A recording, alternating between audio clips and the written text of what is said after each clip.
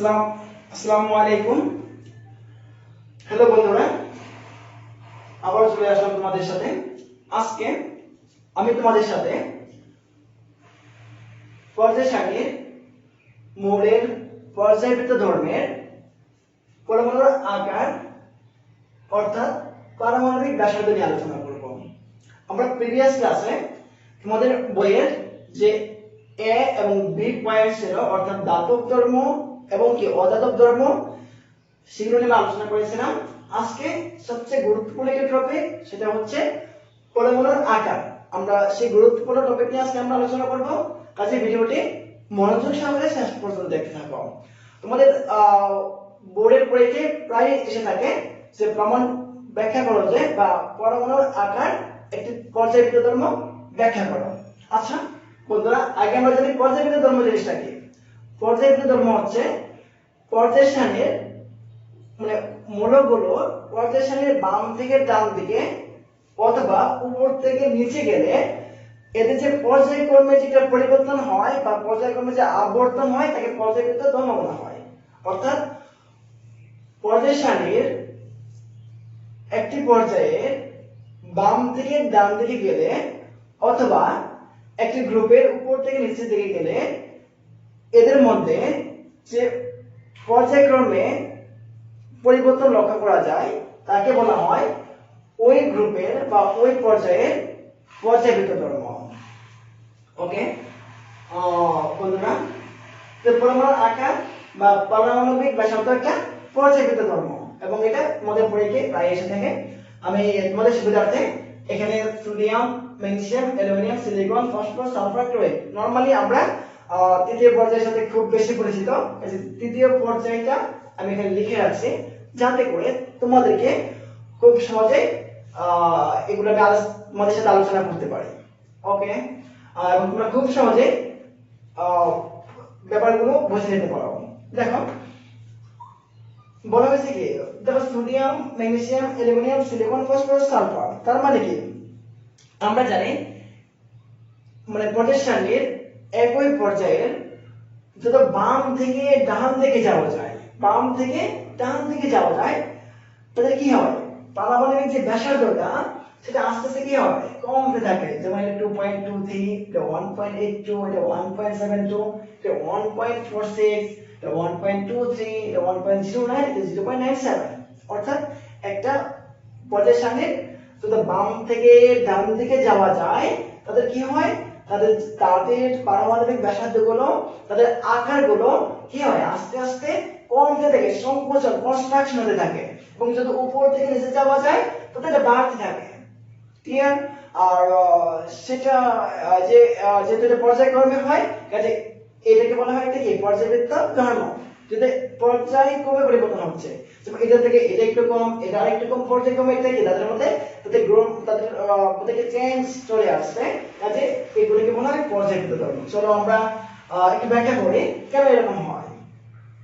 ওকে বন্ধুরা, দেখো তৃতীয় পর্যায়, এই যে তৃতীয় পর্যায়ের আমরা জানি তৃতীয় পর্যায়ে সেল করে থাকে সর্বোচ্চ তিনটা সেল থাকে, একটা, দুইটা, তিনটা। ওকে বন্ধুরা, ম্যাগনেসিয়াম তারও তিনটা সেল, তিনটা। অ্যালুমিনিয়াম তারও তিনটা সেল, সিলিকন তারও কয়টা সেল, তিনটা সেল। ফসফরাস তারও কয়টা সেল, তিনটা সেল।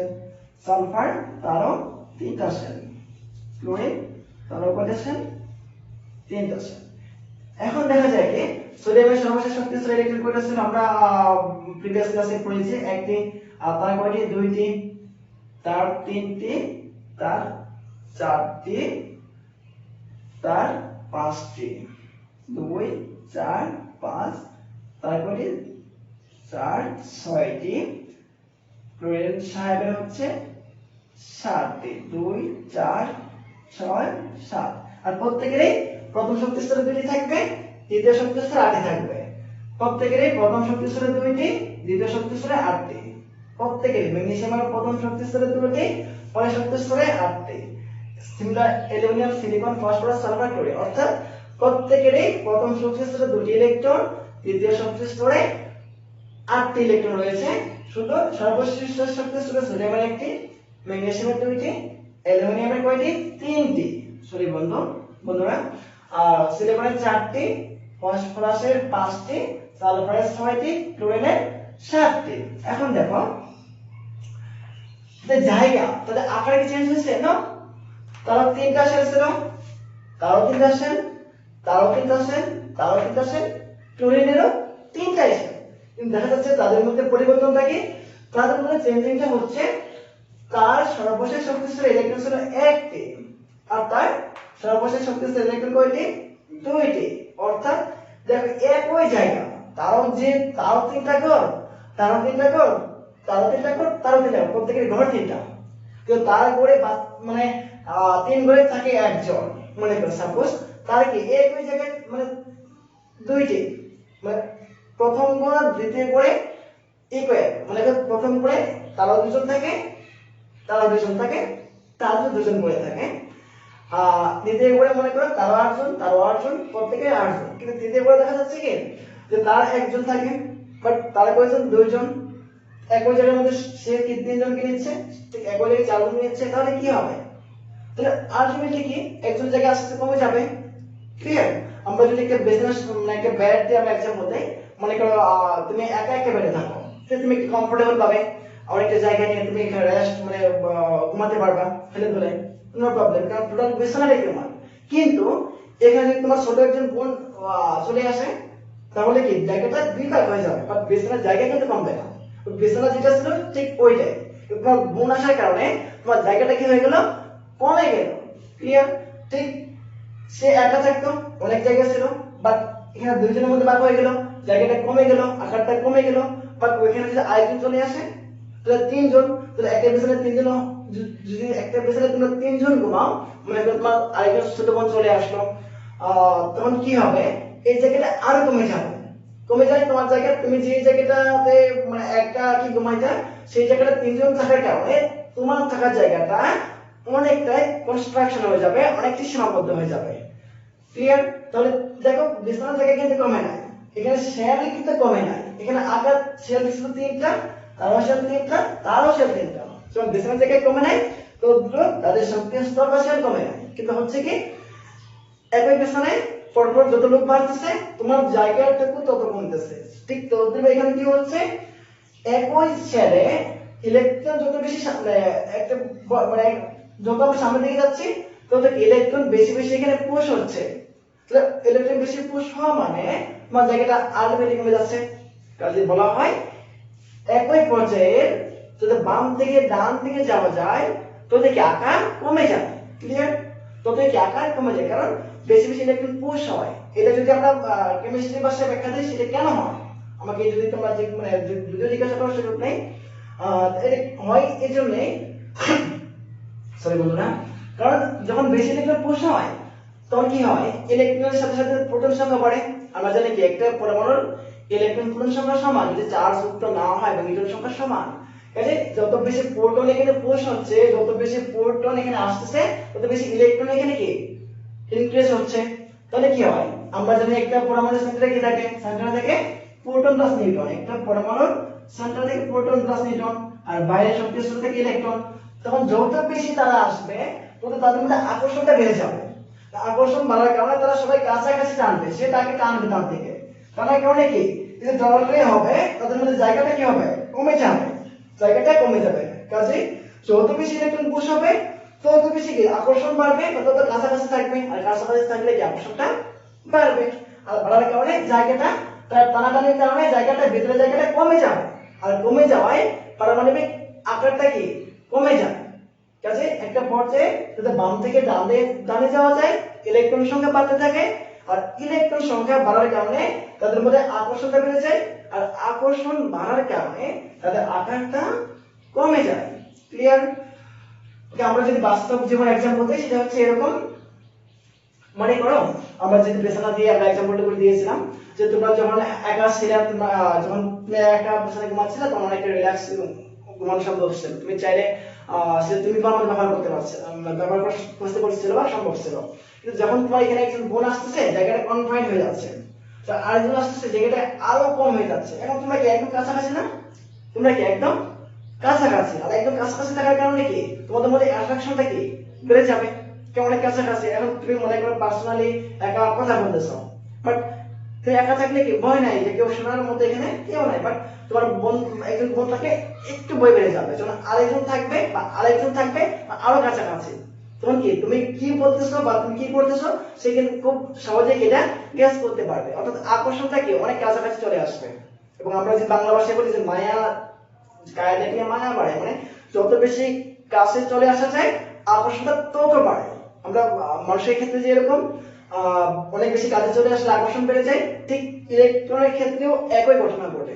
অর্থাৎ যত ইলেকট্রনগুলো কাছে চলে আসে, যত বেশি ইলেকট্রন বেশি হয় তত কি তাদের জায়গা কমে যায়, জায়গা কমে যাওয়ার কারণে তারা কি হয়, মানে যত বেশি ইলেকট্রন পুশ হয় তত বেশি কি তাদের মধ্যে আকর্ষণ বেড়ে যায়, আর আকর্ষণ বেড়ে যাওয়ার কারণে তাদের মধ্যে কি জায়গাটা কমে যায়।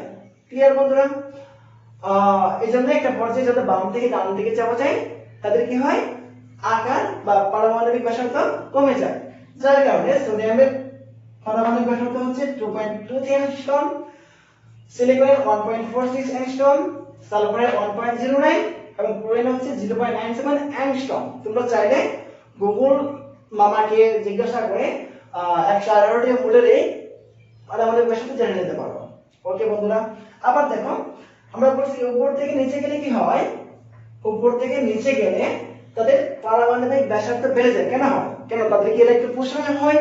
যেমন ধরো সোডিয়ামের 3টা সেল, পটাশিয়ামের সেল হয় 4টা, 2 1 2 3 4, সিজিয়ামের রুবিডিয়ামের 5টা, 1 2 3 4 5।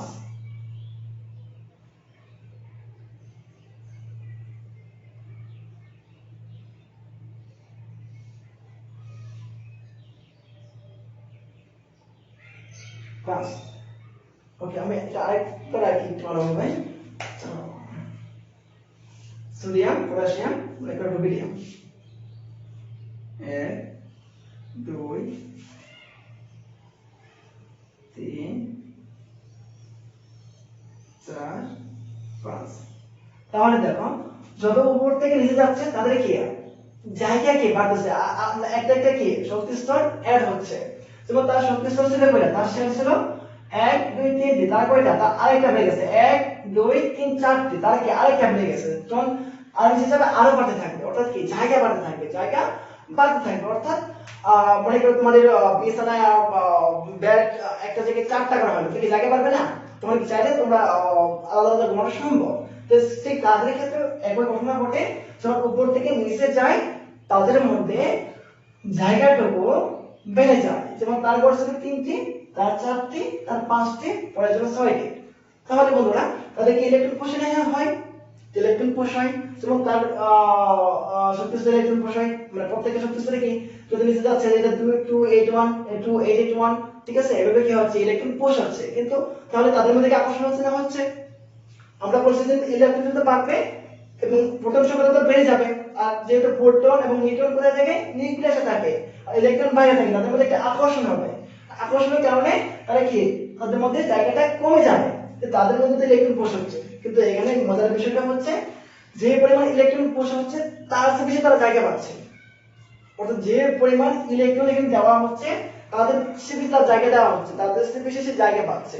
আর জায়গা পাওয়ার কারণে তাদের আকর্ষণটা নরমালি কি ওই ইলেকট্রন পুশ হওয়ার কারণে যে আকর্ষণটা বাড়ছিল আর জায়গাটা দেওয়ার কারণে তার চেয়ে বেশি আকর্ষণটা কমে গেছে, কমে যায়।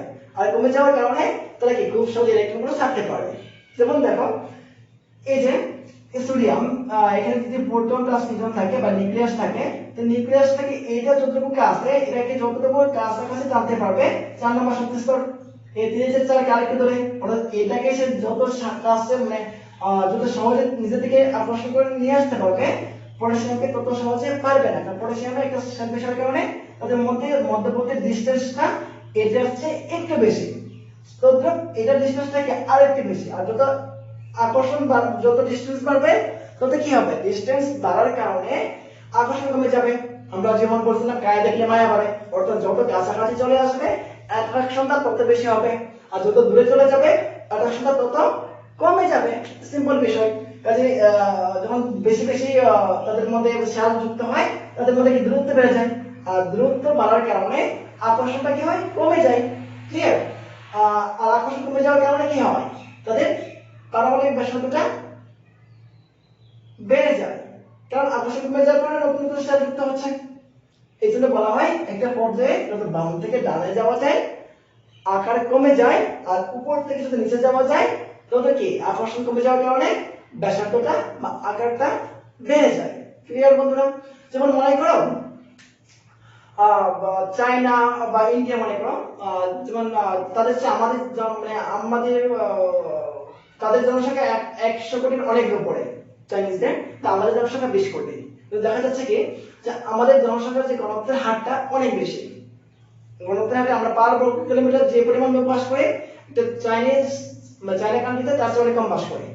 তার মানে কি?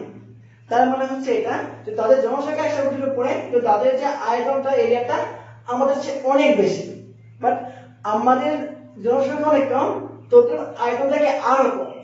কাজে যদি তুমি দুটার সাথে তুমি কম্পারিজন করো, কম্পারিজন করে তুমি দেখতে পাবা যে তাদের তুলনায় তারা এক পার বর্গ কিলোমিটার যে পরিমাণ লোক বাস করে তাদের চেয়ে আমরা বেশি বাস করি। ঠিক এখানে একই ঘটনা ঘটে যে তাদের আকারটা বাড়ে যায়, ইলেকট্রন পুশ হয়, কিন্তু ইলেকট্রন যে পরিমাণ পুশ হয় তাদের বেশি আকার বেড়ে যায়। অর্থাৎ জনসংখ্যা যদি আমরা ইলেকট্রনের সাথে কম্পেয়ার করি আর আকারটাকে যদি এরিয়ার সাথে কম্পেয়ার করি, তাহলে জনসংখ্যা চায়না যে পরিমাণ তাদের চেয়ে কি বেশি হচ্ছে তাদের জমির পরিমাণ। কাজে তাদের পার বর্গ কিলোমিটারে অল্প অল্প লোক বাস করলে কি মানে তারা খুব ইজিলি নরমালি জীবনযাপন করতে পারে। কিন্তু আমাদের বাংলাদেশে যদি ইলেকট্রন কি জনসংখ্যার সাথে তুলনা করো তাহলে কি হবে, আমাদের ইলেকট্রন সংখ্যা কম, ইলেকট্রন কম। ক্লিয়ার? দেখো এটার তুলনায় কিন্তু ম্যাগনেসিয়াম ইলেকট্রন কম, এটার তুলনায় ম্যাগনেসিয়ামের ইলেকট্রন কম, কিন্তু আবার জায়গাও কম। ক্লিয়ার? জায়গাও কি কম, আমাদের বাংলাদেশের জনসংখ্যা কম, জায়গা কম। বুঝতে পারছো? কাজে আমাদের এক বর্গ কিলোমিটারে অনেক বেশি লোক বসবাস করতে হয়। যেমন এটার ইলেকট্রনের জায়গা, ইলেকট্রন যদি জনসংখ্যার সাথে কম্পেয়ার করো, মানে জনসংখ্যা কম, জায়গা মানে ইলেকট্রন কম, আবার জায়গা কি এর তুলনায় অনেক বেশি কম। এতে তার মধ্যে অ্যাট্রাকশনটা অনেক বেশি, আর অ্যাট্রাকশন বেশি হওয়ার কারণে সংকুচিত হয়ে যায়। কিন্তু এর মধ্যে অ্যাট্রাকশনটা অনেক কম, যদি অনেক জায়গা এবং যদি অনেক জনসংখ্যা, তার জায়গা তার চেয়ে বেশি, কাজে অ্যাট্রাকশনটা কম। তো বন্ধুরা, যদি আমরা এক কথায় বলি যে একটা পর্যায়ে যদি বাম দিকে থেকে ডান দিকে যাবে তাহলে আকার কমে যাবে, এবং উপর থেকে যদি নিচে যাবে আকারটা কি হবে, বেড়ে যাবে। আর এটাই হচ্ছে পরমাণুর আকার বা পারমাণবিক ব্যাসার্ধ। ক্লিয়ার? ওকে বন্ধুরা, আজকে এই পর্যন্তই। পরবর্তী ক্লাসে দেখা হবে নতুন কোনো টপিক নিয়ে। আমরা চেষ্টা করব পরবর্তী ক্লাসে আয়নীকরণ শক্তি নিয়ে আলোচনা করার জন্য। কাজে তোমরা যদি ভিডিওটি ভালো লাগে অবশ্যই ভিডিওটি শেয়ার করতে বলবে না, এবং চ্যানেলটিকে অবশ্যই সাবস্ক্রাইব করে রাখবে, যাতে পরবর্তী ভিডিওটি আপলোড দেওয়ার সাথে সাথে চলে যায় তোমাদের কাছে। ধন্যবাদ বন্ধুরা।